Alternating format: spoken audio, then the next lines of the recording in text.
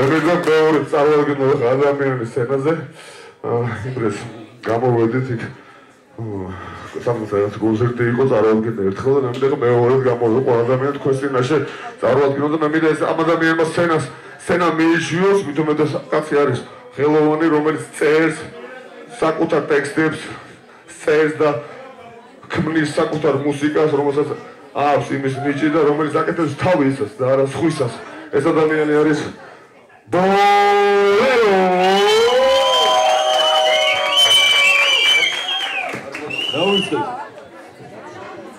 მე სამე რიკოთი მე